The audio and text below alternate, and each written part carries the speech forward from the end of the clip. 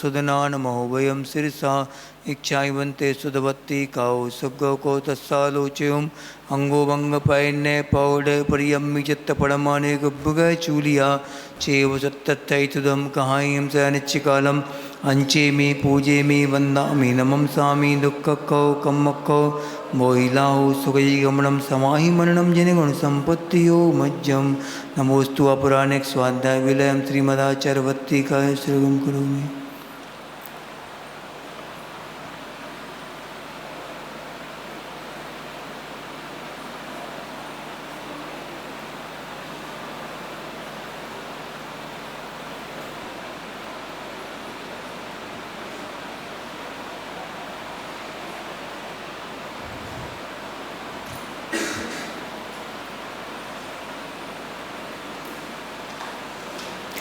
षड्जदीपार्घेभ्य स्वपरमति विभावना पटमतिभ्य स्वचरित तपोनिधिभ्यो नमो गुरुभ्यो गुणगुरुभ्य छत्तीस गुण समग्रे पंच विहाचार करण संदर्शे शिष्यानुग्रह कुशले धम्मायिरे सदा वंदे गुरुभक्ति संयमेणया तरन्ति संसार सारम घोरम छिन्दन्ति अट्टकम्मं जम्मं मरणं न पावयन्ति ये नित्यं व्रतमन्त्रहोम निरता ध्यानाग्निहोत्राकुला षट्कर्माभिरतास्तपोधन्दना साधुक्रियाः साधवः शीलप्रावरणा गुणप्रहरणाश्चन्दार्कतेजोधिका मोक्षद्वारकपाटपाटनभटा प्रीणन्तु मां साधवः गुरुवः पान्तु नो नित्यं ज्ञानदर्शननायका चारित्राणो गंभीरा मोक्षमार्गोपदेशका इच्छावन्ते आर्वत्तिका सुगो को तत्सालोच्यम सम्मनानि सम्मदन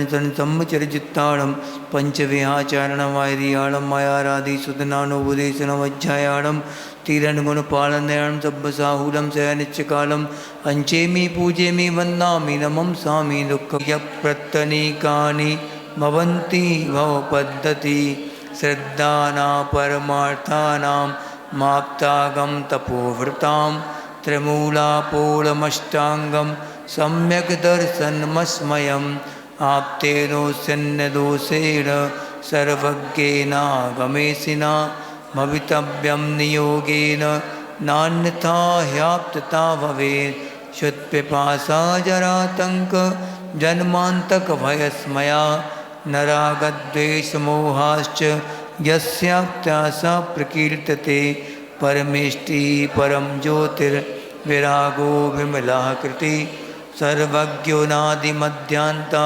सर्वाशास्तोपलाल्यते अनात्मार्थं विना रागै शास्ता शास्त्रे सतो हितं ध्वनं शिल्पी करस्पर्शान् मूर्जः किमपेक्षते आप्तोपज्ञमनुल्लङ्घ मद्दृष्टेष्टविरोधकं तत्तोपदेशकृत्सार्वं विषयासावसातीतो निरारम्भो परिग्रह ज्ञानध्यानतपोरत्नस्तपस्वी सप्रशस्यते इदमेव दृश्यमेव तत्त्वं नान्यन्न चान्यथा हितकम्पाय शाम्भोवत् सन्मार्गे संशयारुचि कर्म परवशे शान्ते दुःखैरन्तरितोदये पापबीजे सुखे नास्ता श्रद्धानाकाङ्क्षणा स्मृता स्वभावतो शुचौकाय रत्नत्रय पवित्रते निर्जुगुप्सा गुणप्रीतिर्मता निर्वीचिकित्सिता का पथे पतिदुःखानां का पथस्ते प्रसम्मति असंप्रक्तिरनुत्कीर्ति रमूढा दृष्टिरुच्यते शुद्धस्य मार्गस्य बालासक्तजनाश्रयां वाच्यतां यत्प्रमार्जन्ति तद्वदन्तु प्रगूहनम्। जय शासन नायक श्री महावीर भगवान की, आचार्य गुरुदेव श्री समंत भद्रदेव की, आचार्य गुरुदेव श्री विद्यासागर जी महामुनिराज की, आचार्य गुरुवर श्री समय सागर जी महामुनिराज की, मुनिवर श्री अजित सागर जी महाराज की।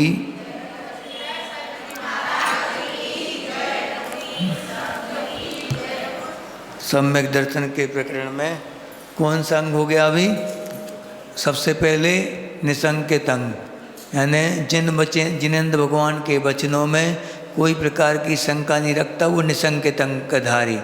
और दूसरा निकांक्षित अंग, यानी धर्म की सहारा लेकर और इंद्रियों के विषयों की अभिलाषा नहीं रखता जो व्यक्ति, आकांक्षा नहीं रखता उनकी, और इंद्रियों सुखों को वो कैसा मानता है, क्षण भंगुर मानते हुए और शाश्वत सुख की ओर वो बढ़ता जाता है, वो निकांक्षित अंगधारी। इसके बाद कौन सा, निर्विचिकित्सा, यानी कि मुनियों के या गुणी व्यक्तियों के शरीर को, मल सहित शरीर को देखकर भी कभी ग्लानि के भाव नहीं आना, वो निर्विचिकित्सा कहलाती। और निर्विचिकित्सा का एक मतलब और होता है कि दूसरों की कीर्ति को सहन करना, उनके गुणों को सहन करना, वो भी निर्विचिकित्सा कहलाता। विचिकित्सा यानी ग्लानि। अब ग्लानि गुणों से भी हो सकती और शरीर से भी हो सकती, दोनों प्रकार की ग्लानि होती। ईर्ष्या नहीं करना दूसरों से, गुणवानों से, वो कहलाएगा क्या, निर्विचिकित्सा अंग। और चौथा है अमूढ़ दृष्टि अंग। अमूढ़ दृष्टि अंग यानी क्या होता, अब मूढ़ताओं से बचते हुए और अपने मन में दृढ़ संकल्पित होकर और ऐसे आचरण करना कि अपन विपरीत मिथ्या दृष्टियों को देखकर कभी प्रभावित ना हो। दूसरों के कितने चमत्कार आदि जो कर रहे हैं, देवी देवता आदि सिद्ध जो कर लेते हैं, और चमत्कार खूब होते, चमत्कार दुनिया में कई चमत्कारी बाबा मिल जाएंगे आपको कदम कदम पे। उनको देखकर कभी मन में ना उनकी प्रशंसा के भाव हो और ना वचनों से उनका कीर्तन हो और ना शरीर से उनकी अनुमोदना हो। मन वचन का तीनों से कृत कर तन्मोदना से दूर रहे, उनसे बिल्कुल खड़ी रहे। हाँ, तो ये क्या कहलाएगा, अमूढ़ दृष्टि अंग का धारी होगा वो। अब पांचवा उपगूहन, यानी कि चलते हुए मार्ग में कोई दूषण लग जाता है या सत्य मार्ग से कोई विचलित हो जाता है तो उसकी कमियों को छुपाते हुए उसको वापस अपने स्वरूप में स्थापित कर देना। छुपाना क्या कहलाएगा, दूसरों के दोषों को छुपाना, वो कहलाएगा उपगूहन। और उपबृंहण यानी क्या कहलाता, उपबृंहण यानी कि दूसरों के गुणों को उजागर करना।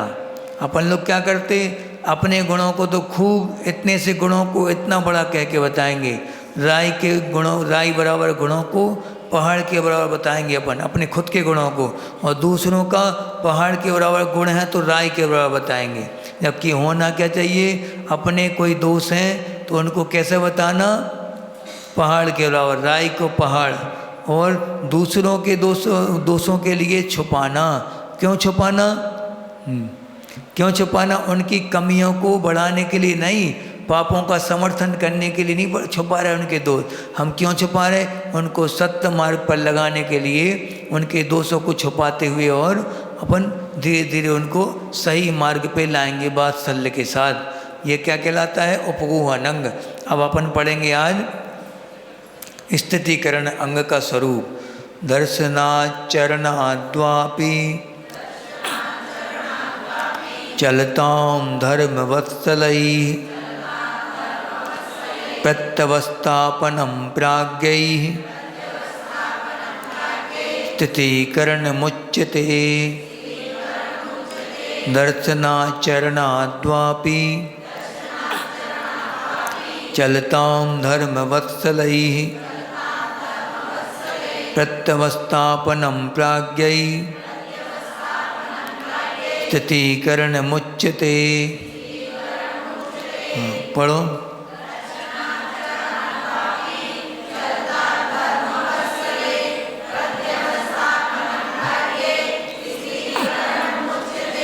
बहुत अच्छे, बन जाएगा सबसे पढ़ते, दिक्कत तो नहीं होगी पढ़ने में, होगी किसी को तो फिर से पढ़ा दें एक बार, होगी थोड़ी थोड़ी दिक्कत तो नहीं, पढ़ लोगे अच्छे से सब लोग। देखो, दर्शनात् चरणात् द्वापि, हाँ, चलताम धर्म वत्सलैः प्रत्यवस्थापनम प्राज्ञैः स्थितिकरण मुच्यते। हाँ, तो अब इसका अपन अर्थ समझेंगे। स्थितिकरण सबसे पहले इसका नाम से पता पड़ जाता है इसका अर्थ क्या होगा। स्थितिकरण यानी कि जो मान लो अपने पद से डिग रहा हो, कोई मुनि हो या श्रावक हो या साधारण व्यक्ति, कोई संसारी जीव है और जिन धर्म को अपनाए हुए है, जिन शासन की शरण लिए हैं, वो पुस्तक ले लो पुस्तक, तो जिन शासन के जो शरण लिए हैं उसके लिए क्या करना, उसको अगर वो डिग रहा है, किसी आर्थिक समस्या कोई है, उसके पास दरिद्रता है, रोग है, कुसंगति में आकर वो अगर अपने पद से अपने आचरण से डिग रहा है, तो क्या करना, उसको वापस कैसे न कैसे ही आर्थिक मदद करके और वात्सल्य के साथ समझा के जैसे बने वैसे उसको क्या करना, अपने पद में वापस लाना और उसके आचरण में उसको स्थिर कर देना। ये क्या कहलाता है, स्थितिकरण अंग है। ये बहुत अनिवार्य है। आज के समय में तो इसकी अनिवार्यता कई गुना बढ़ गई, क्योंकि स्थितिकरण विचलित होना तो स्वभाव जैसा होता है। पापों के कारण ऐसे ऐसे कर्म अपने अंदर बंधे हुए हैं, जैसे सहयोग करना बहुत अनिवार्य है। आचार्य का एक हाइको है कि वन से सिंह, सिंह से वन बचा, सो पूरक वनो। क्या जंगल अगर है तो शेर सुरक्षित है, और शेर अगर है तो जंगल सुरक्षित है। शेर का डर रहेगा तो लोग वहाँ जंगल में दिन में भी जाने से डरेंगे, क्योंकि वहाँ पे शेर है, वो मार देगा, कुछ कर देगा। इसलिए शेर के कारण क्या बचा रहता है, जंगल, और जंगल के कारण शेर। अगर शेर सामने आ जाए, बस्ती में आ जाए, तो सहन करोगे आप? कितने अच्छा, कितने तुम अहिंसा को तो क्या अपनी रक्षा के लिए, गुरुओं की रक्षा के लिए, परिवार की रक्षा के लिए आप मर भी सकते हो, मार भी सकते हो। आपका विरोधी हिंसा का त्याग नहीं है। हाँ, इसलिए आपको 2 मिनट नहीं लगेंगे, पुलिस विभाग को फ़ोन करेंगे आप, वन विभाग को, और वो आके उसके या तो मार देंगे या फिर पकड़ के ले जाएंगे। तो शेर किसके कारण बचा है, वन के कारण। और वन किसके कारण बचा है, शेर के कारण। सो पूरक वनो। तो अब इतना सामर्थ्य मुनियों के अंदर भी नहीं है कि आप जाके और योग 1-1 साल के योग धारण कर लेते थे मुनि। आज पहले बैठ जाते थे ध्यान में और 6-6 महीने के उपवास, अब 2-2 महीने के उपवास। ऐसे अब सहन नहीं बचा ऐसा कि हम जंगल में साधना कर पाए। तो हम कहाँ आ गए, अब जंगल में आ गए। कौन से जंगल में आ गए, अब सीमेंट के जंगल में। हाँ, चारों तरफ जंगली जानवर घूमते हैं। जंगली जानवर से तो खतरा कम रहता था, लेकिन ग्रस्तों से खतरा ज़्यादा रहता मुनियों को, क्योंकि अब से जंगल में रहने वाले मुनिराज जो उनकी चर्या वहाँ अच्छे से पालन होती थी चतुर्थ काल में, अब वो यहाँ आए हैं पंचम काल में। क्यों आए, क्योंकि सेनन नहीं बचा। तो सेनन नहीं बचा, अब आपके बीच में आए हैं तो डर लगता है। क्या डर लगता, कि अब मोह में न फंस जाएं, राग में न फंस जाएं। क्योंकि जब जंगल का चर्या जब चलते थे मुनिराज लोग, जब महावीर स्वामी के 683 वर्ष बाद की बात है ये, जब आचार्य भद्रबाहु स्वामी का जन्म इस पृथ्वी पे हुआ था। आचार्य भद्रबाहु कौन थे, नहीं मालूम? कौन थे?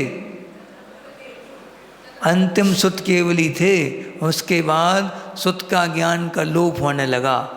अंतिम सुत केवली यानी सुत केवली कौन कहलाते, जो केवली भगवान जैसे नहीं रहते, लेकिन 12 अंग का पूरा ज्ञान जिनको होता है, 11 अंग और 14 पूर्व का जिनको पूरा विस्तार से ज्ञान होता है, वो कहलाते हैं सुत केवली।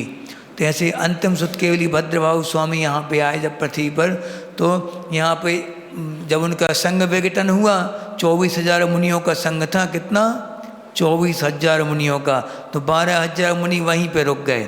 अब कहानी एक आध दिन बताएंगे, बता दें, तैयार बैठे कहानी सुनने लगा। ठीक है, अच्छा, सुन लो। कहानियों की तो बाढ़ आएगी, अभी चिंता नहीं करो। 8 अंग पूरे होंगे। 8 अंग में कौन कौन से लोग प्रसिद्ध हुए, उनकी कहानियाँ अच्छे से पढ़ेंगे अपन, चिंता नहीं करना।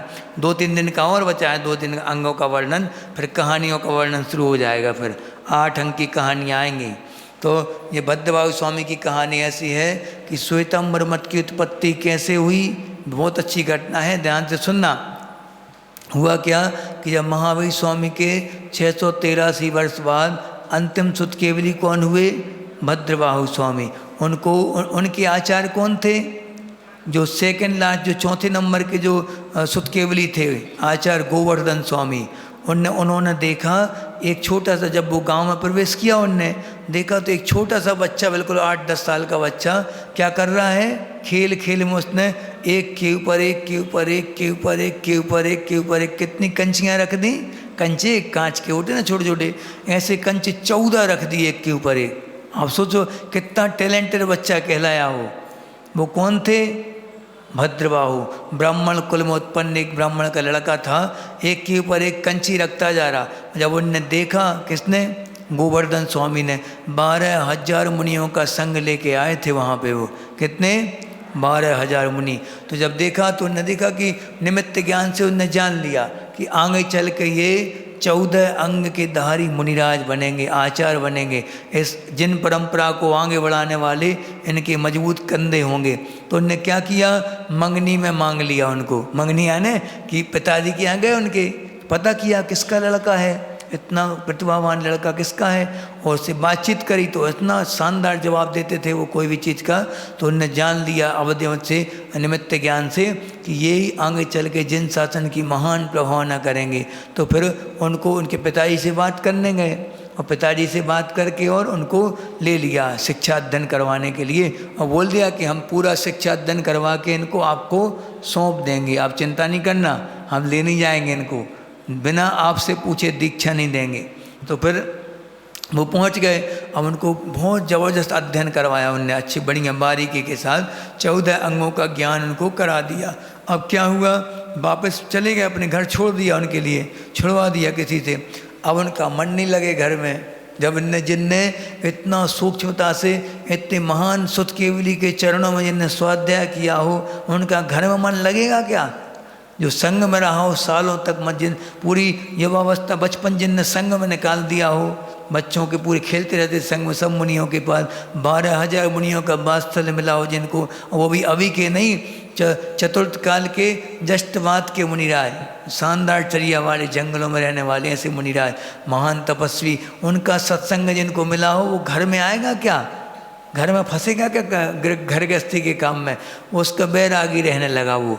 तो राजा महाराजा उनके ज्ञान की खूब आराधना करते थे, उनका खूब सम्मान करते थे। राजा का वो बहुत खास था, ब्राह्मण का लड़का, उनको खूब रोका सबने, लेकिन वो नहीं मानने वाले थे। उन्होंने क्या किया, जाके और युवावस्था में दीक्षा ले ली। किनसे, आचार्य गोवर्धन स्वामी से, सुतकेवली से दीक्षा ले ली। और गोवर्धन स्वामी ने उन्हीं के जो उनको पूरा संग उनको सौंप दिया, आचार्य बना दिया, और जाके और वो संलेखना धारण कर ली और संलेखना मरण कर लिया, अपना अंत स्वर्ग में चले गए। अब इनके ऊपर पूरा दारोमदार आ गया।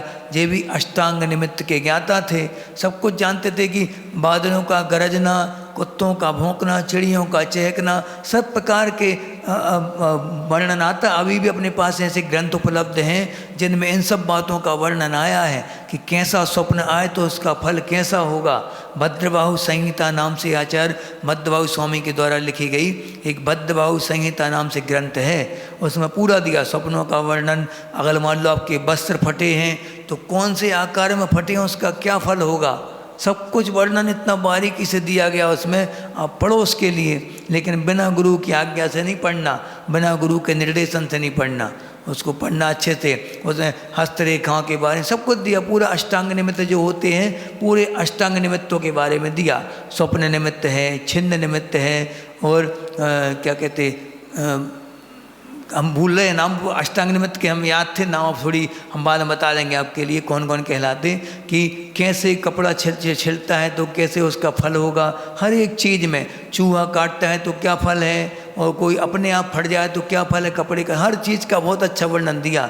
जैसे किसी के लिए रोग है तो रोग को बिठा लो, उसके लिए छाया निमित्त कहलाता है। छाया निमित्त उस व्यक्ति की छाया कि किस दिशा में पड़ रही है, कितने साइज की है, उतने दिन तक वो जीवित रहेगा। ऐसा ऐसा वर्णन आया अपने शास्त्रों में। इसी कारण तो आचार्य महाराज वगैरह पहले संघ का निर्वाह करते थे। इतने बड़े संघ किस दिशा में विहार करना है, पूरा का पूरा उनको नॉलेज होता था। सब देख के तारे किस दिशा में घूम रहे हैं, नक्षत्र कहाँ हैं, सब वर्णन उनको मालूम रहता था। तब जाके वो इतने बड़े बड़े संघों का संचालन कर पाते थे, बचा पाते थे पूरे संघों के लिए। विष्णु कुमार मुनि की कहानी आती ना वो, कि वो नक्षत्र कपता हुआ देखा, उन्हें जान लिया कि मुनियों के ऊपर घोर उपसर्ग हो रहा है, तो अपने क्षुल्लक जी को भेजा उनने। ऐसा वो कहानी अपन बाद में सुनेंगे रक्षाबंधन के समय। अभी तो ये बता रहे हैं आपको कि उनने कैसे अपने संघ को वात्सल्य करके स्थितिकरण किया। आचार्य उनकी दीक्षा हो गई भद्रबाहु जी की, उनको आचार्य बनाया गया। आचार्य बन के उनने खूब अध्ययन किया, अध्यापन कराया सबके लिए। और एक बार वो वहाँ से चंद्रगुप्त, एक बार उनके पास चंद्रगुप्त मौर्य आए। चंद्रगुप्त मौर्य का नाम सबने सुना होगा, इतिहास में बहुत फेमस हुए। वो किसके पुत्र थे? चंद्रगुप्त मौर्य सम्राट अशोक के पुत्र थे, चंद्रगुप्त के पुत्र अशोक थे, ऐसा कुछ था। हाँ, तो फिर वहाँ पे उन्होंने आके और पूछा, उनको रात्रि के समय बहुत अशुभ स्वप्न आए, 16 स्वप्न उनको आए। उनका फल पूछा आचार्य से जाके, तो आचार्य जी ने बताया स्वप्न की, जैसे सोने की थाली में कुत्ता खीर खा रहा है। ये इस स्वप्न का फल क्या है? इसका फल ये है कि पंचम काल में नीच कुल के व्यक्ति धन संपन्न रहेंगे और राज्य करेंगे, वो उच्च कुल वालों पर राज करेंगे। हाथी पे बंदर सवार होना, इसका मतलब क्या है कि उच्च कुल के व्यक्ति नीच कुल वालों की चाकरी करेंगे, नौकरी करेंगे। देख लो आप, जैनों के बच्चे कहाँ कहाँ कौन कौन सी कंपनी के उनके मालिक होते, उनके यहाँ सर्विस कर रहे हैं। अपन भेज रहे हो शौक से खूब, हमारा बच्चा सर्विस करता है, हमारी बच्ची नौकरी करती है, अच्छी ऊंची जगह में जाएगी हमारी बच्ची। नहीं, अभी भी ऐसे कई लोग हैं, ऐसे उच्च कुल के व्यक्ति अभी भी हैं, पढ़े लिखे हैं, टैलेंटेड हैं और MBA वगैरह की डिग्रियां प्राप्त हैं, नौकरी के ऑफर आए, लेकिन हम नौकरी नहीं करेंगे, हम नौकरी देंगे सबके लिए। तो अभी भी वो 4-5 लोगों को रोजगार पे लगाए हैं, 20-20, 200-200 लोगों को रोजगार पे लगाते हैं।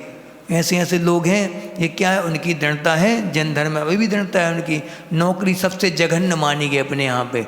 उत्तम खेती, मध्यम व्यवसाय और जघन्य चाकरी। अब अपन उत्तम मानने लगे किसको आजकल? नौकरी के लिए उत्तम। यहाँ तो खूब मिलेंगे, बागी दौरा में, यहाँ सब जगह पूरे शिक्षकों की भरमा बाढ़ आ गई यहाँ तो बिल्कुल पूरी। ऐसे शिक्षक भर्ती हुए हैं कि थोक में हुए हैं, जैसे सबके सब पूरे इकट्ठे, ऐसा लगता। तो सबके सब एक ही लक्ष्य बना के चलते, बस नौकरी नौकरी नौकरी। पढ़ने का लक्ष्य क्या है? नौकरी। ये कोई सोचते नहीं है कि हम दूसरों के लिए सरकार की समस्या का समाधान हम करेंगे। नहीं, हम खुद बोझ बनेंगे सरकार के ऊपर। कहाँ तक सरकार नौकरी दे? जब इतने प्रबुद्ध वर्ग हमारे पढ़े लिखे टैलेंटेड व्यक्ति तब नौकरी के लिए घूम रहे हैं, तो सरकार किसको नौकरी दे? कहाँ तक नौकरी दे?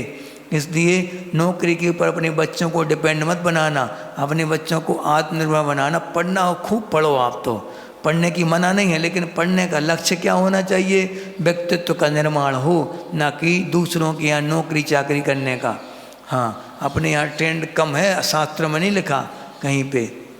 तो फिर अपन को अब उनने क्या किया कि भद्रबाहु स्वामी ने निमित्त ज्ञान से जान लिया, सब कुछ जान के और अपनी समाधि के उन एक बार आहार करने गए, पूरे आहार देखे और पूरे स्वप्नों का फल बता दिया। किसको? चंद्रगुप्त मौर्य को। हाँ, 2 हाथी आपस में भिड़ रहे, इसका मतलब क्या हुआ?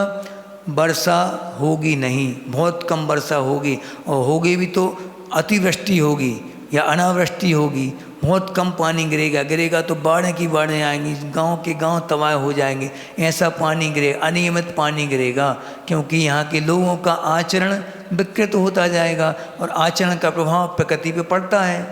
आप जैसे आप व्यवहार रखेंगे, जिस गांव में सरल व्यक्ति रहते हैं, साधारण व्यक्ति रहते हैं और मांसाहार आदि का सेवन ज़्यादा नहीं होता, बिल्कुल सहज प्रवृत्ति वाले होते हैं, वहाँ पे बहुत कम आपदाएँ आती हैं, प्राकृतिक आपदाएं बहुत कम रहती वहाँ की। और जहाँ के व्यक्ति दुराचारी ठगी होते हैं, मांसाहारी। एक बार नेपाल में एक भूकंप आया था, नेपाल का इतना तीव्रता का भूकंप था वो कि 8.5 उसकी तीव्रता नापी गई थी रिएक्टर पैमाने पे। जब देखा गया तो उसका सर्वे किया गया पूरे शहर का, तो पूरे शहर में एक बिल्डिंग सुरक्षित बची थी बस मात्र। काठमांडू वहाँ की राजधानी जो है, वहाँ पे एक बिल्डिंग बची थी बस मात्र। वो कौन सी बिल्डिंग थी? दिगंबर जैन मंदिर था, लकड़ी का बना था और उसमें सब कुछ व्यवस्थित था, 3-4 खंड का था। वो अकेला मात्र एक बिल्डिंग सुरक्षित रही थी पूरे शहर में। आप सोचो क्यों? तो सर्वे किया गया इस बात का, अमेरिका वगैरह से बहुत बड़े साइंटिस्ट आए, उनने सबने सर्च किया, रिसर्च की, तो क्या पाया वहाँ पे? क्यों इतनी बड़ा भूकंप आया वहाँ पे? क्योंकि वहाँ पे एक बहुत बड़ा मंदिर है हिंदुओं का, वहाँ पे नाम नहीं लेंगे उसका हम, इतना ऊंचाई पे मंदिर है वो, कई हजार फीट की ऊंचाई पे है मंदिर वो।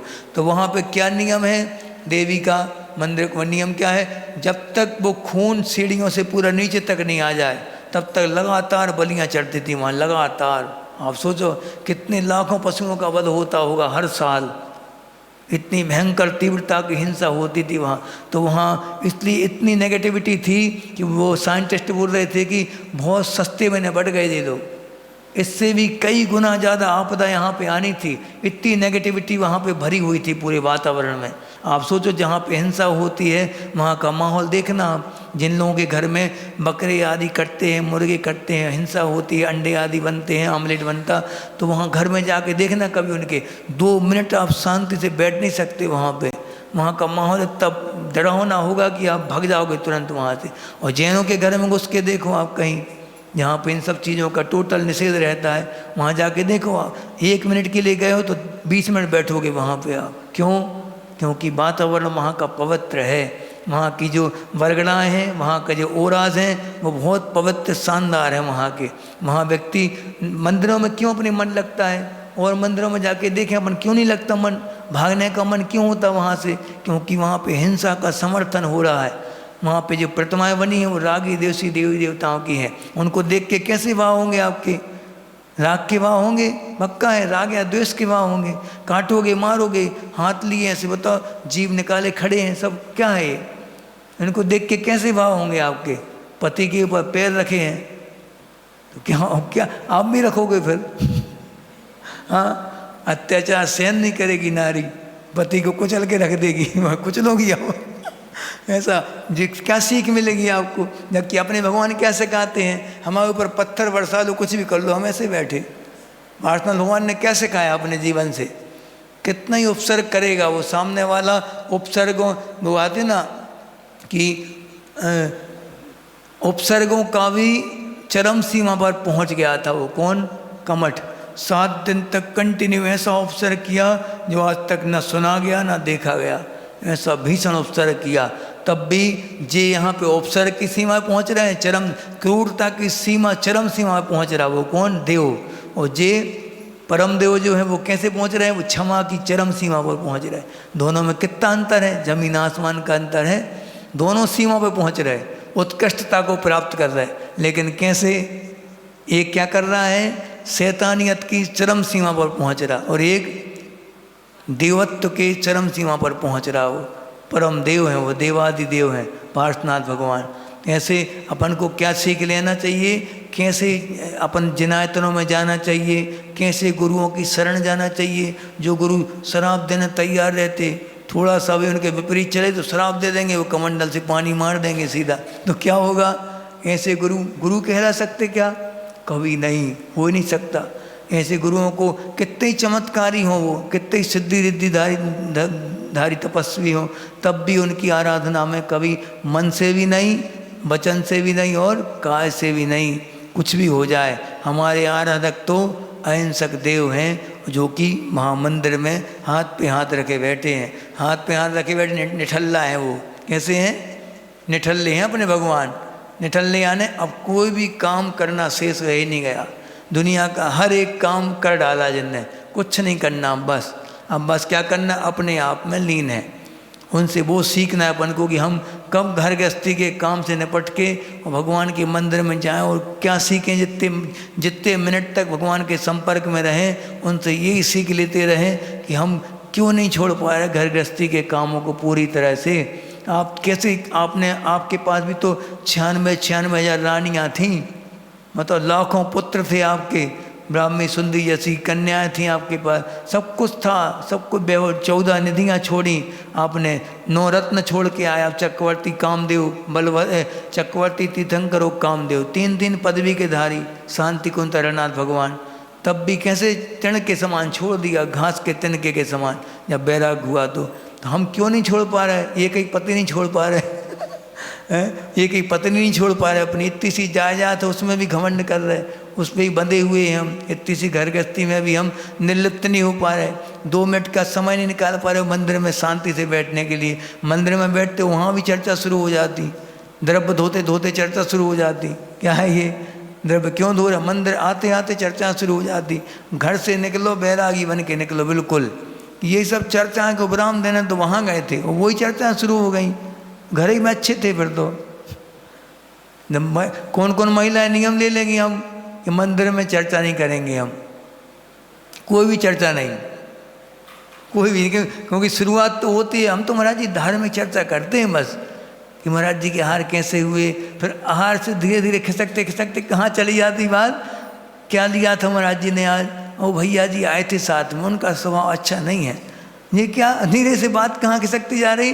अब वो तो बहुत डांटते हैं महाराज जी आहारों में, किसी से आहार नहीं लेते। देखो चर्चा कहाँ से शुरू हुई थी, धर्म ध्यान से, और कहाँ पहुँच गई, आंत रोध ध्यान तक पहुँच गई। इसलिए चर्चा बिल्कुल मुंह टेप लगा के जाओ मुंह में। लोग बोलेंगे ये कैसा टेप है, क्या लगा लिया, हम ठीक है, हम हल्ला नहीं करो, हम मंदिर आए हैं, किस लिए आए हैं, हम शांति से बैठने आए, भैया हमें डिस्टर्ब मत करो। एक दो बार बोलोगे वो तुम्हें स्वभाव समझ जाएगा। मत द्वेष नहीं होना चाहिए, गुस्सा में नहीं, हल्ला नहीं करो, हम डिस्टर्ब नहीं करो, वो ऐसा स्वभाव नहीं। प्यार से बोल भैया हम मंदिर में हैं, हमारा संकल्प है, महाराज जी ने नियम दिया था मंदिर में संसार की बात नहीं करना, को आहार की बात कर लो, नहीं हमें नहीं करना। वो आहार से पहुँचते पहुँचते बिहार तक पहुँच जाती बात। इसलिए फालतू चर्चा में करने नहीं मंदिरों में। कई दादी लोग तो PhD कर लेती हैं इसमें, PhD बचपन से। अब क्योंकि यहीं शादी हो गई, यहीं माँ कहीं ससुराल, अब वो सब मिलना है बार बार, तो उनको तो नया माहौल कुछ मिला ही नहीं। वही पुरानी बहू हैं, वही पुरानी सास हैं, वही पुरानी सहेली हैं, सब मिल रही उनकी। अब उनको कुछ नया, तो मान लो यहाँ से शादी हो के बम्बई चली जाए मान लो कोई कन्या, तो वहाँ जाके उसको नया माहौल मिलेगा, थोड़ी बदलने का, अपने स्वभाव को बदलने का टाइम मिलेगा। यहाँ तो टाइम ही नहीं, क्योंकि वही माहौल ज्यों करते हो, वही घोड़ा वही मैदान, बस श्रृंगार करके आ गई, वो मांग लगा के आ गई, दूसरे घर में चली गई, यहाँ से वहाँ ट्रांसफ़र हो गया। बाकी माहौल तो वही है, सहेलियाँ, सखी सहेलियाँ, पापा कक्का मक्का सब वही हैं, सब पुराने। तो बातें कहाँ की होंगी, कंट्रोल होगा, कुछ नहीं होगा।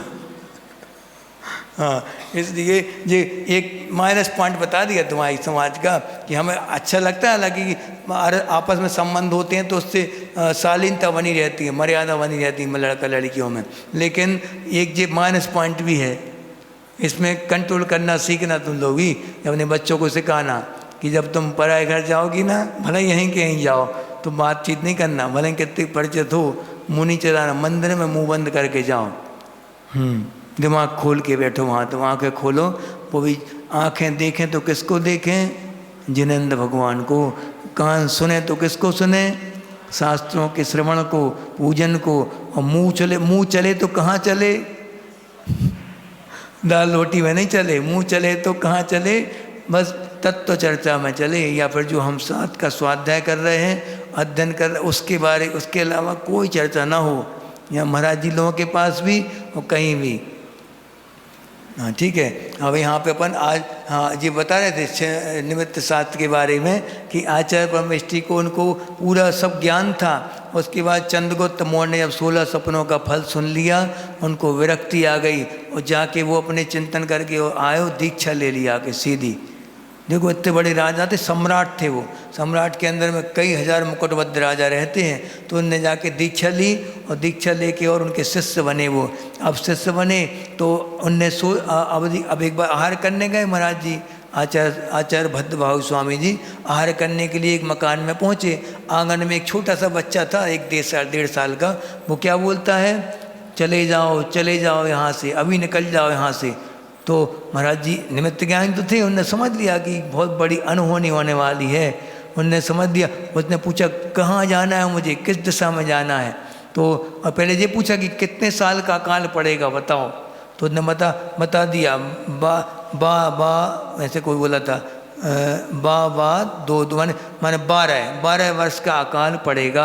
और चंद्रगुप्त मौर्य को स्वप्न में भी आया था कि 12 फण का नाग देखा था उनने, 12 फण का नाग यानी 12 साल का भीषण भयंकर वो पड़ेगा यहाँ पे, कहाँ उत्तर में, अपन जहाँ पे उत्तर में 12 वर्ष का अकाल पड़ेगा, भीषण अकाल पड़ेगा यहाँ पे। तो यहाँ से फिर उनने बोला किस दिशा में, तो उनने कहा दक्षिण में जाओ। तो पूरा का पूरा संग लेके वो वहाँ दक्षिण की ओर चले गए। पूरा 12,000 24 मुनियों का संग लेके, और जब जाने लगे तो पूरा संग में से कुछ लोगों जो सेठ थे, उज्जैनी के जो सेठ थे, उनने निवेदन किया कि स्वामी आप हम लोगों को छोड़ के कहाँ जा रहे हैं, हमारे पास इतना धन है, 12 साल तो छोड़ो 100 साल तक हम पूरी प्रजा के लिए फ्री में खिलाएंगे तब भी कम नहीं पड़ेगा, आप बिल्कुल चिंता न करें, हमारे गोदाम पूरे पैक हैं। तो उनने छोटी सी बात, स्थूल भद्राचार्य थे उनमें से एक, उन्होंने उन श्रावकों की बात मान ली। श्रावकों की बात कभी मान, जब से आचार्य बोलते हैं सभी आचार्यों ने सीख ली उसके बाद से कि श्रावकों की बात, असंयमी की बात कभी नहीं मानना, संयमी की बात मानो आप बस, असंयमी की बात मानना ही नहीं कभी। क्योंकि सत्य का निरूपण कौन कर सकता है? वस्त्रधारी कभी भी सत्य का निरूपण कर नहीं सकता। उसका निरूपण कौन करता है? मात्र दिगंबर मुद्राधारी भावलिंगी मुनिराज ही करेंगे, बाकी सत्य का निरूपण सबके बस का है भी नहीं। अब उन्होंने वो विहार करके और जाने लगे तो उनने बोला स्थूल भद्राचार्य ने कि ये लोग महाराज जी निवेदन कर रहे हैं, इनका देखो उनके पास सब कुछ है, कितने गिड़गिड़ा रो रहे बेचारे वो लोग कि हमें छोड़ के जा रहे हैं आप लोग, इनका क्या होगा महाराज जी। तो आचार्य ने क्या बोला, भद्रभाऊ स्वामी ने, कि मैंने अपने ज्ञान से सब जान लिया है, यहाँ 1 मिनट 1 दिन के लिए नहीं आप किसी का पेट भर सकते, क्योंकि जब गरीबी आती है, जब दुर्भिक्ष पड़ता है तो भूख कई गुना बढ़ जाती है। ऐसा नहीं कि एक बार खा लो तो एक टाइम काम चल जाए, नहीं, 10-10 टाइम भी खाएगा तब भी भूख ज्यों के त्यों बनी रहेगी उसकी। क्योंकि वो कर्म कौदय तीव्र सामूहिक कर्म कौदय है वो, तो कई बार खाएगा तब भी भूख नहीं मिटेगी उसकी। तो उन्होंने क्या किया, वहाँ से विहार करते हुए वो निकल गए और जे लोग सब कुछ महाराज जी यहाँ पे रुक गए, 10-12 हज़ार महाराज जी यहाँ पे रुक गए अवंती देश में, मैंने उज्जैनी में। अब क्या हुआ कि जब वो तो निकल गए अपने, भद्रभाऊ स्वामी ने जान लिया निमित्त ज्ञान से कि हमारी आयु कुछ दिन की शेष है, तो उनने पूरे उनको कौन से आचार्य थे, नाम अभी पढ़ा था हमने उनका नाम, तो उनको आचार्य बनाया, आचार्य पद पर प्रतिष्ठित किया और पूरे संघ का विहार करवा दिया। और चंद्रगुप्त मौर्य वहाँ पे रुक गए उनकी सेवा करने के लिए। चंद्रगुप्त मौर्य उन्होंने इतनी घनघोर सेवा करी अपने आचार्य की, तो हमने बताया था ना वो वाला प्रकरण की, पूर्व दिशा में गए तो वहाँ पे देवी ने परीक्षा करी, वहाँ आहार नहीं मिले, अकेली देवी पड़गाने लगी महाराज जी को। तो उनने क्या, मनुष्य बन के, तो उनने क्या सोचा कि एक महिला, अकेली महिला से आहार नहीं ले सकते, पंचम काल है, तो वो अलाप करके वापस आ गए। फिर दक्षिण दिशा में गए, वहाँ पे क्या हुआ, थाली परोस के वो देवी गायब हो गई। तो तब भी महाराज जी ने नहीं लिया, क्योंकि हम आयचक वृत्ति वाले, मांगेंगे नहीं, और कभी बिना स्वामी, एक स्वामी कौन है मालिक का, बिना मालिक के वस्तु हम कैसे ले लें, चोरी का दोष लगेगा। तो वो अलाप करके वापस आ गए। फिर तीसरे दिन फिर परीक्षा करी उस देवी ने। तीसरे दिन क्या किया उसने कि बिना नवदा भक्ति के निमंत्रण दे दिया अकेला, तो वो तब भी नहीं आए। बिना नवदा भक्ति के आएंगे महाराज जी के आपके घर, कभी नहीं आ सकते। महाराज जी को भूख लगती इसलिए तो निकलते हैं, लेकिन ऐसा नहीं कि शर्म मैच की और कैसे भी चले जाएं। तुम जरे थे महाराज इधर आओ, हार खाओ, खा लेंगे हम लोग, बोलो पूरी विनय के साथ, एक भी कम हो गई तो हम लौट जाएंगे। तुम धनी रहो, कितनी बड़ी सेठानी हो तुम, कितने अच्छे आइटम तुमने बनाए हो चौके में तब भी महाराज जी आएंगे नहीं। तुम बनाती हो अपने लिए, खाओ आइटम। महाराज जी को क्या चाहिए, प्यार से और विनय के साथ जो देगा और पूरी नवदा भक्ति के साथ देगा, उसी से आहार ग्रहण करेंगे, वरना नहीं करेंगे। उनका बहुमान रहता। आचार्य बोलते हैं इसमें मान की बात नहीं है, घमंड की बात नहीं है, लेकिन अपना बहुमान कभी कम नहीं करना। दिगंबर मुद्रा का बहुमान कहीं भी किसी हालत में कम नहीं होना चाहिए। श्रावकों को इतना मुँह मत लगाओ कि वो अभिनय करते जाएं साधु की, तो इससे क्या होगा, साधु का भी पतन होगा, श्रावक का पतन भी पक्का है, क्योंकि आपने साधु की अभिनय करी है, इसलिए बहुत बड़ा दोष लगता। इसलिए उनसे साधुओं से दूर रहो। दूर रहो यानी कैसे, ना ज़्यादा पास। एक नीति आती है, उसमें आया है सम्यक्त कौमुदी पुस्तक में कि राजा, स्त्री, गुरु और अग्नि, इनका सेवन कैसे करना, माध्यस्थ भाव से। माध्यस्थ भाव यानी कि इनके ना ज़्यादा इनके अंदर घुसना और ना इनसे दूर रहना। जैसे अग्नि है, अग्नि वहाँ जल रही, यहाँ में ठंडी लग रही, हम तापें उसके लिए, तो तप जाएंगे क्या, नहीं तप सकते। हम अग्नि में हाथ घुसेड़ दें अपना तो क्या होगा, जल जाएंगे। इसलिए माध्यस्थ भाव से उसका सेवन करो। ऐसा बता, ऐसे गुरु का है, इतने निकट भी नहीं जाओ गुरु के कि उनकी तुम अंदर की बातें जानने लगो, कभी भी नहीं। उससे क्या होगा, मुंह लग जाओगे, फिर मुंह लगोगे तो फिर अभिनय होगी। और देवशास्त्र गुरु के अभिनय से क्या बनता है, दर्शन मोहिनी कर्म बनेगा तीव्र। फिर चाहते हुए भी सम्यक दर्शन नहीं हो सकता, आपको श्रद्धा नहीं हो सकता देवशास्त्र गुरु पर। इसलिए इनके अभिनय से अपन को बचना है। और वहाँ पे अब मुनिराज पड़गाहन देवी ने मनुष्य वन की ओर पड़गाहन कराया, उनका अच्छे नगर बसा दिया। फिर आपको कहानी मालूम है। उसके बाद जब वो जाने एक माने श्रावक की बात मानने से इतने बड़े बड़े दोष, श्वेतांबर मत की उत्पत्ति हो गई पूरे। और श्वेतांबर मत की फिर क्या हुआ, जब वो रुके थे वो लोग, तब लोगों को पहले खूब अनाज बांटा उनने। अब वो बार बार आने लगे, और देशों के लोग भी आने लगे यहाँ पे कि सब जगह वहाँ बट रहा है, वहाँ चलो। सब लोग आने लगे। ऐसा काल था वो कि माँ बेटे को खाने नहीं देती थी, खुद खा लेती थी, बेटे की कोई परवाह नहीं। हमारा पेट, हम जिंदा बचेंगे तो बेटा है, काय का बेटा, ऐसा कह के लात मार के भगा देती बेटे के लिए माँ, सगी माँ। सोचो ऐसा भीषण काल था वो। तो फिर मुनिराज जब वहाँ पे आने लगे, जंगल से आते थे, हार करके चले जाते थे वापस। तो एक बार क्या हुआ, लोगों ने एक महाराज जी को घेर लिया। देखा उन्होंने कि इसका पेट भरा हुआ है साधु का, इसके पेट में क्या है, अन्न है। तो महाराज जी को गिरा के चाकुओं से महाराज जी का पेट चीर के वो अन्न खा गए वो। अब सोचो कितना भीषण दृश्य था वो। तो उसके बाद पूरे श्रावक दहल गए, ऐसा हुआ गुरुओं के साथ होगा, क्या होगा। तो उन्होंने बोला महाराज जी से, महाराज जी आप लोग कृपया करके रात्रि में आने लगें तो सही रहेगा। अब बात तो माननी पड़ेगी क्योंकि जा सकते नहीं कहीं, कई हजार किलोमीटर तक फैला हुआ अकाल है वो, कहाँ जाओगे आप, कौन बिहार करवाने जाएगा आपके। तो फिर वहाँ पे क्या हुआ, मुनिराज से क्या बोल दिया उनने कि आप लोग दिन के समय आ जाया करो। इकट्ठे आ गए, हम इकट्ठे सबको छोड़ने चले जाएंगे वहाँ पे। ऐसा किया, तब वो गेट तक आ गए सब मांगने वाले, भिकमंगा जो थे वो भूखे मर रहे थे लोग, हमें भी दो हमें भी दो, हमें सब मांगने लगे। तो भिकमंगा जब आ जाता सामने महाराज जी के, अला वो अंतराय माना जाता। अगर कोई महाराज जी आहार कर रहे हैं, उसी समय कोई भिखारी आ जाए और मांगने लगे बाबा को दे दो, तो महाराज जी को अलाप हो सकता। क्योंकि महाराज जी की करुणा होती ना अंदर से, अंदर करुणा होगी तो अपना देने का भाव होगा उनका। और अपना जब भी मांगा जाता है साधु से तो क्या होगा, अलाप माना जाएगा। पंचम काल के अंत में ऐसा ही तो होना है। वो राजा पूछेगा कि ऐसा कौन सा व्यक्ति जो टैक्स नहीं भरता। तो एक मुनिराज हैं, तो मुनिराज क्या क्या करते हैं देखो, पता करो। और ये कई समय बस कुछ रखते अपने पास, वो जब आहार लेते हैं बस उसी समय मांग लेना। तो मंत्री ने क्या किया, जैसे महाराज जी को पहला गिरास दिया गया, मंत्री ने कहा टैक्स, बस अलाप करके महाराज जी वापस आ गए समता के साथ। और फिर समझ लिया उनने कि अब पंचम काल का अंत आ गया, 3 दिन बचे बस मान, तो समाधि धारण कर लेते वो। और उसी समय फिर 3 दिन बाद अग्नि का लोप हो जाता, छठम काल शुरू, ऐसा होता है। तो फिर उन्होंने क्या किया, अपने संघ का कैसे स्थितिकरण किया। आचार्य भद्रबाहु स्वामी ने अपनी कलाओं के द्वारा, जो उनको ज्ञान था उसके द्वारा पूरे संघ का उन्होंने संचालन किया। नहीं तो क्या होता, सभी के सभी चले जाते, भ्रष्ट हो जाते, दिगंबर मत खत्म हो जाता, समाप्त हो जाता। दिगंबरत्व तो यहाँ पृथ्वी से उठ जाता।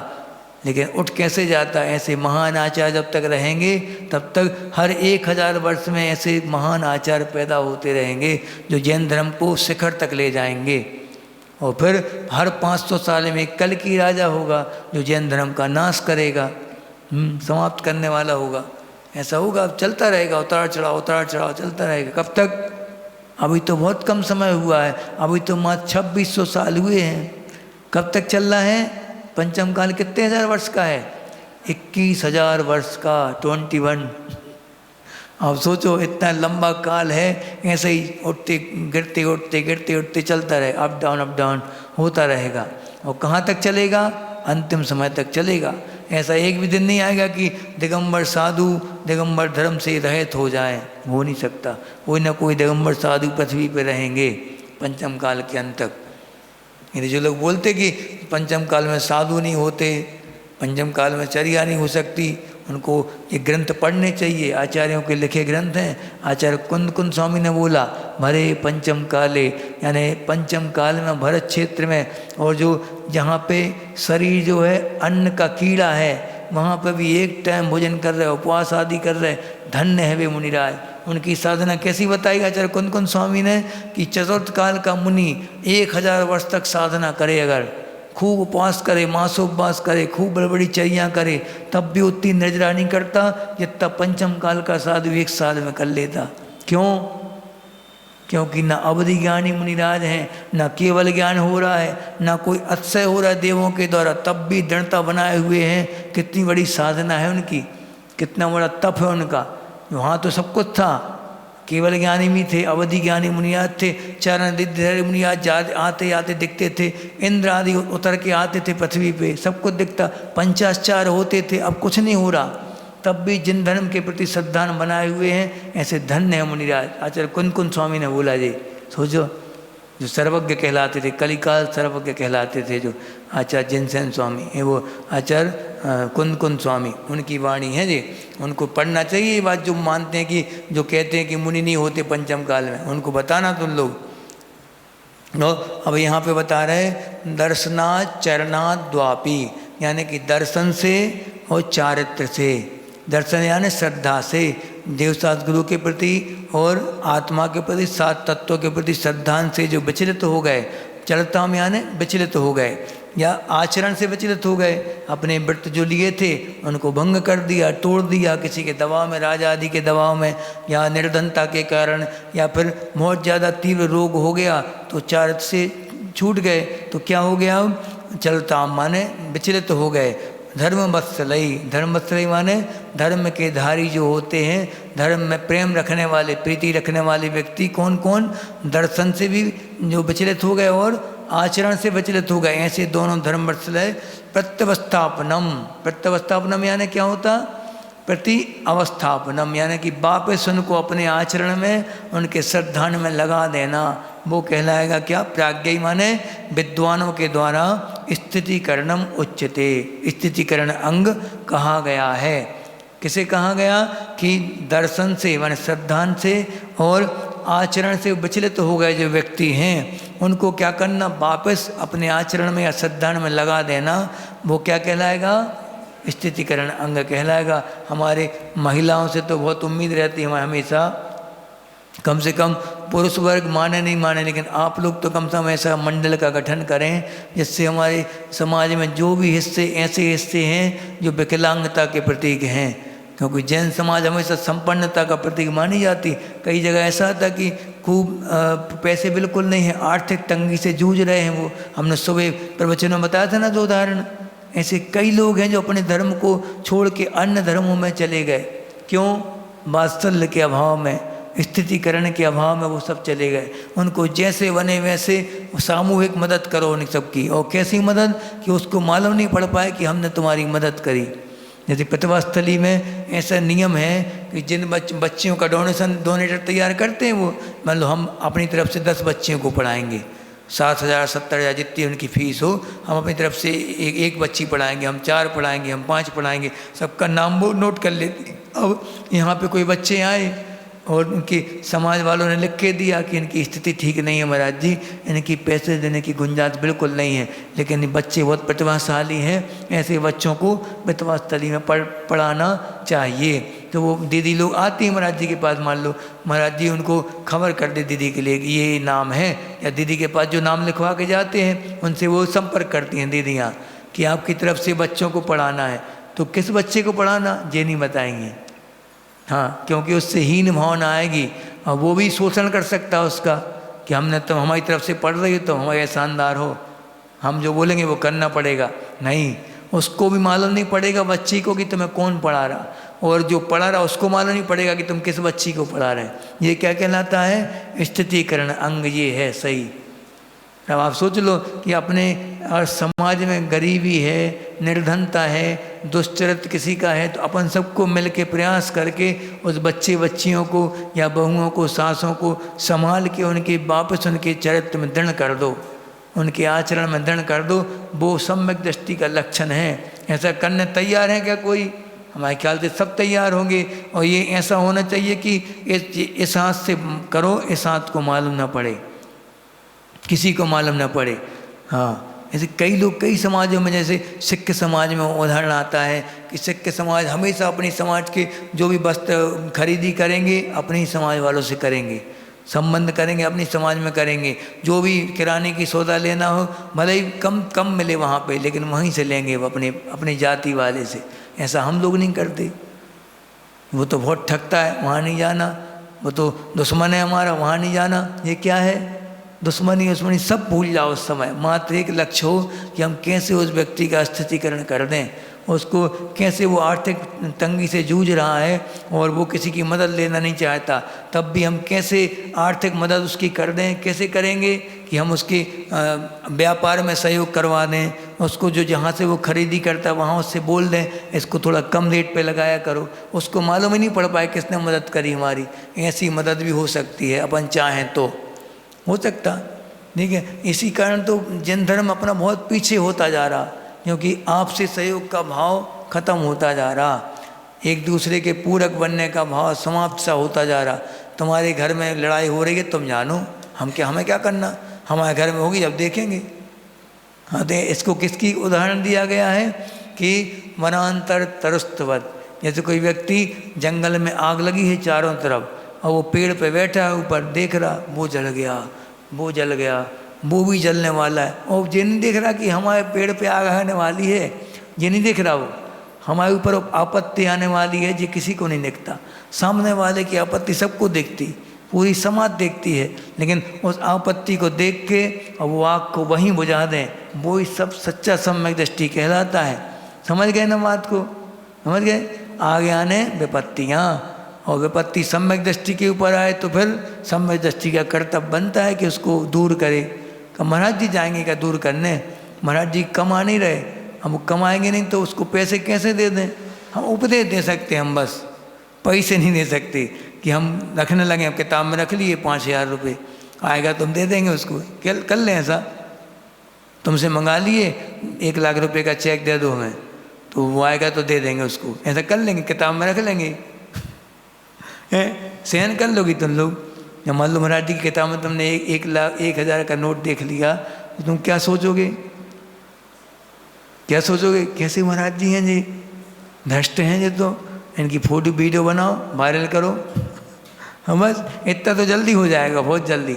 लेकिन संभालना जिसको आता है वो ही सम्यक दृष्टि कहला सकता है। आज के समय में संभालना बहुत अनिवार्य है, क्योंकि बच्चे बूढ़े जवान किसी से भी कभी भी गलती हो सकती। जब कल अपन ने उदाहरण पढ़ा था ना, किसका उदाहरण? आचार, कौन से आचार थे? माघनंदी जी का उदाहरण। देखो इतने पुराने आचार, इतने बड़े आचार, कैसी गलती कर गए वो। कितनी बड़ी गलती, छोटी मोटी गलती है क्या वो? इतनी बड़ी गलती कर गए, इतने बड़े संघ को छोड़ के और किसके साथ रहने लगे? कुमार की लड़की के साथ रहने लगे, उस पर आसक्त हो गए वो। इतनी बड़ी साधना सब इन्हें एक तरफ रख दी, पूरी साधना अपनी। तो इससे क्या सिद्ध होता है? कर्म का जब तीव्र उदय आता है तो ऐसा ही होता है। इसमें हम समर्थन नहीं कर रहे हैं महाराज जी का कि ऐसा होना नहीं, सबको समर्थन नहीं। पहले हम उसको जैसे बने वैसे डांट डपट के उसको अपने पद पे स्थित करेंगे। हमारा कर्तव्य है बिना किसी को हल्ला किए, खुद अपना ये कर्तव्य है कि पत्र लिख के या फिर उनके बड़े महाराज जी से बात करके, उनसे स्वयं बात करके उनको वापस अपने पद पे लगा देना। ये सम्यक दृष्टि की निशानी है। ऐसा अपन करें, आगे अपने जीवन में ऐसा घटित हो, ये सब अंग अपने जीवन में आना अनिवार्य है। नहीं तो पढ़ तो लेते, कई बार पढ़ लिया श्राप का चार, माता जी ने भी शायद पढ़ाया था ना। हाँ, कई लोगों ने पढ़ा होगा, और एक आध महाराज जी आज नहीं पढ़ाया होगा, माता जी ने पढ़ाया था। हाँ, जन्मती माता जी, लक्ष्मी भूषण माता जी में पढ़ाया था, सब भूल गई। हाँ, अब वो सब याद हो ना हो, लेकिन एक आध उदाहरण याद आ जाए, अपन समझ जाएं, गलत काम करने से बच जाएं, वो ही सबसे बड़ा स्वाध्याय कहलाता है। आप घंटों घंटों प्रवचन सुनते रहो, यूट्यूब पे सुनते रहो, कोनो ट्यूब पे सुनते रहो, कुछ नहीं होना। जब तक प्रवचन जब तक चोट नहीं करेगा अंदर तक, जब तक कुछ नहीं होना। हाँ ठीक है, इसलिए अपन जितना बन सके उतना, जितना चरित्र में भी अपने ज्ञान के लिए लाएं, और कोई विचलित होता हो कोई व्यक्ति अपने आप को भी संभालें, और बनती कोशिश उसको भी अपन पूरी कोशिश से संभालें और उसको अपने पद पर स्थित कर दें, उनकी आस्था को सुरक्षित कर दें, ऐसी भावना के साथ कि सबका जीवन सम्यक दर्शनमय बने। भगवान महावीर स्वामी की, आचार्य समंत भद्रदेव की, आचार्य गुरुदेव श्री विद्यासागर जी महामुनि राज की, बोधि समाधि परिणाम शुद्धि स्वात्मोपलब्धि शिव शौक सिद्धि, चिंतामणिम चिंतित वस्तुदाने त्वां बंद मानस ममास्तु देवी।